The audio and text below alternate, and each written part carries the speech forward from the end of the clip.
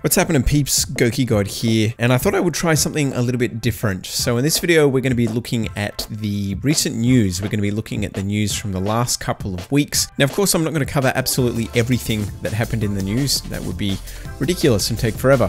So what I'm going to do is cover the things which I felt were important or interesting or of note. Now, this is just the pilot episode, so I may do more of these depending on the success of this particular video. So if you like what you see, let me know with a like or with a comment or both. And if I get enough support and enough views and enough interest, then I'll keep this as a regular thing. But yeah, we'll see how it goes. So let's get into it. The first big piece of news that I wanted to cover was the Project Scorpio reveal.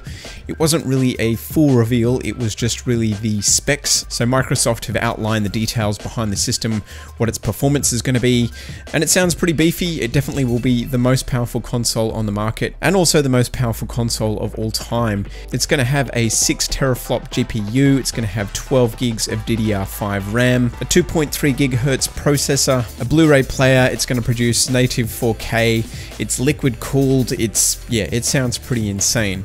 Unfortunately, at this point, there's been no other details announced, such as price or what it will look like, and also it remains to be seen what the difference in power actually makes to all the games. Now, we do know that the Scorpio will be able to run the current Xbox One library, and apparently it will be compatible with all the accessories too.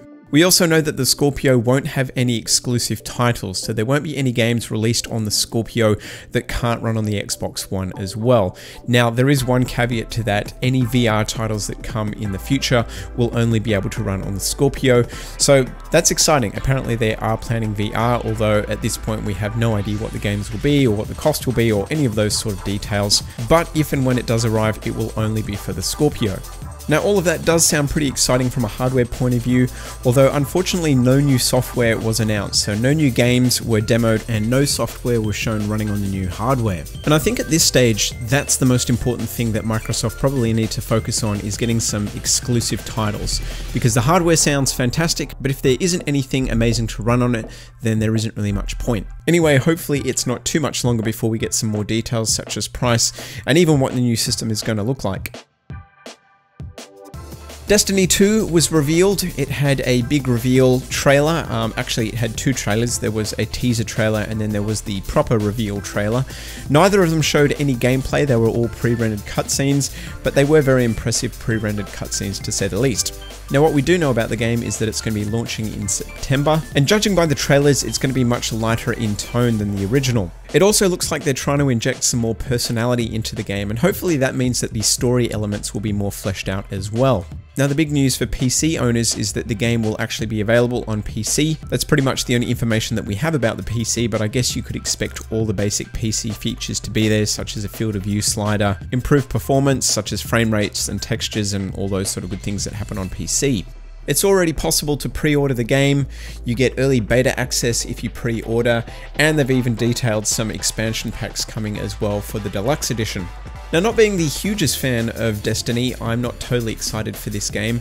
I actually kind of thought that the announcement trailers were a little bit strange. The tone of the game seems completely different to the original game. The first game seemed quite serious to me, but the launch trailer just seems to be completely different to what Destiny is about.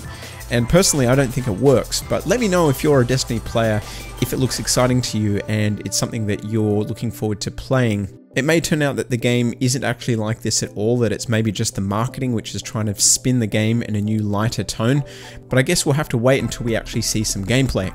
I'll certainly be giving the game another go if there's an open beta again, just to see if the game has changed, how it has changed, and if it's any better than the original. My concerns with the original game is just there wasn't enough story. It seemed very loot driven, and although there was a really rich universe and rich world set up for exploration, it didn't really take advantage of this, and I thought that this was really disappointing. So hopefully this is improved with the sequel. Moving on to Call of Duty, and there is a new DLC map pack available and a new zombies mode. The map pack is called CONTINUUM, and it will be available on April the 18th for PS4 first, and then roughly a month later for PC and Xbox One. As usual with these map packs, you get 4 new maps, and of course there's a new zombie experience as well. This one's called Shaolin Shuffle, and it is set in New York in the 1970s, and it looks pretty damn cool actually. I'm not the hugest fan of zombies, but this one seems to have a lot of melee combat and a lot of good humor as well. So this looks like it could be a lot of fun for those of you who are interested in zombies. As far as the maps are concerned, they look like your standard fare Call of Duty maps, although one of them is a remake of Modern Warfare 2's Rust. Now if you're a fan of that map, this is good news. If you're like me, I absolutely hated that map and backed out of it every chance I got, but the new interpretation of this map does look pretty interesting, so definitely worth a look in. Battlefield 1 has rolled out a new Premium Friends feature which allows Battlefield 1 players to share access to all of the DLC maps to their friends that don't have it. This is actually a really cool idea, and I think it's probably designed to stop the community from being separated and segregated from the haves and the have-nots. Battlefield 1's DLC plan is pretty old school and archaic, having various different map packs available, and if you don't have those map packs, you can't play on those maps. Although now, if you have a friend who happens to have those maps and you join into a lobby, into a party with them, and the premium is enabled on the party, basically everybody who's in that party will be able to play on the maps. The downside is that you can't earn XP on the DLC maps if you don't own them, and you won't be able to spawn in with any DLC weapons or vehicles. So if you were hoping to try out that new gun or that new tank, you're going to have to find it on the battlefield, you won't be able to spawn in with it. And even if you do happen to pick up a weapon off the battlefield or jump in a vehicle, unfortunately you're not going to track any progress towards the medals or the codexes. Still, it seems like a pretty cool idea, and hopefully it will give a lot of people an opportunity to play on the new maps. Now it's obvious that EA's plan is that by letting players who don't have these maps to play on them, that hopefully after playing on them they'll like them and want to purchase them. But either way, I think it's a cool idea, and hopefully it will stop the community from being so segregated.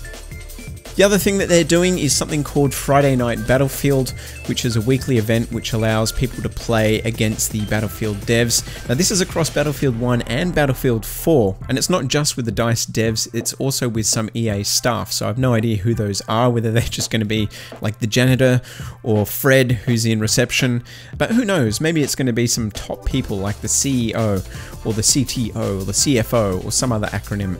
Anyway, if you wanted a regular chance to play against the DICE devs, this is certainly your chance. And the last piece of Battlefield 1 news is that DICE has outlined the updates that are going to be happening to the game. This is both paid and free. DICE has promised monthly updates rather than the seasonal or quarterly patches that we're used to with the previous games, so this should make bug fixes and community feedback and improvements to the game much more rapid, and hopefully will make the game better long term. The upcoming spring update will be bringing platoons to it, which is something that the community has asked for a long time, and this should make grouping up a lot easier. There's no release date for the spring update, but I would assume that it's sometime between the end of April and the beginning of May. And finally, DICE has outlined a few details for the new upcoming paid DLC, which is In the Name of the Tsar. Now this is going to be set on the Eastern Front and feature the Russian army, and like with all the other expansions, will include new tactics, new maps, weapons, vehicles, and of course game modes. In some of the concept art, there appears to be some snow as well, which is something that we haven't seen yet, so that definitely looks cool. In the games for gold on PS4 in the month of April 2017, the new shooter Drawn Together is absolutely free. Now this is a game which has been developed by David Jaffe, obviously not solely by himself, he's had a team, but he's most well known for Twisted Metal and obviously the God of War series. It's a third-person multiplayer-only shooter/brawler, which is kind of hard to explain until you play it. Each character is unique with their own abilities and special moves, and the matches consist of 2-on-2 or 1-on-1 matches. The art style is pretty unique, and the gameplay in itself is pretty unique as well, with some pretty crazy looking weapons and abilities, and the humor has been laid on pretty thick as well. If you're on PS4, there's absolutely no reason not to download this and give it a try. I've been playing for the last week and it's actually quite a lot of fun. Quake Champions recently released a gameplay trailer, which is pretty cool because it's a completely raw gameplay trailer without any super crazy editing or voiceover or cinematics or anything like that. And the thing that's interesting about the gameplay is it's from a player called 04, and anyone who's old enough or who's been around the Quake tournament scene for long enough will know that 04 was a former tournament champion and had quite a lot of success back in the day. So to see gameplay from him is quite nice for anyone who's been into Quake for a long time. Now unfortunately Quake Champions is PC only at this stage, but it is shaping up quite nicely. It does look fast and furious, and it looks like it may deliver on its promise of being an old school arena shooter. It's definitely not my cup of tea. I prefer the modern military shooter or something where you can aim down sights, but if I ever get the opportunity to play it, I certainly will, although I highly doubt that it's coming to console anytime soon.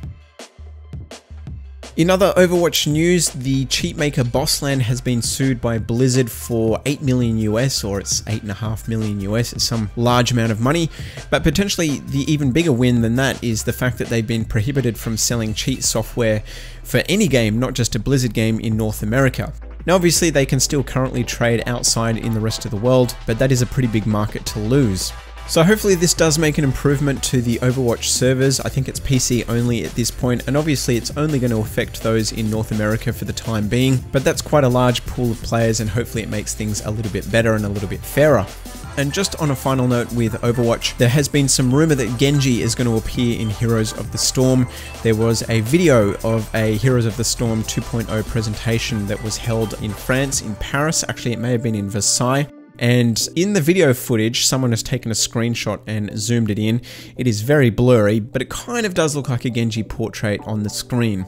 Now, if you know anything about Heroes of the Storm, you know that Lucio, Zarya, and Tracer are already in the game, so it doesn't seem unlikely that Genji could be added as well.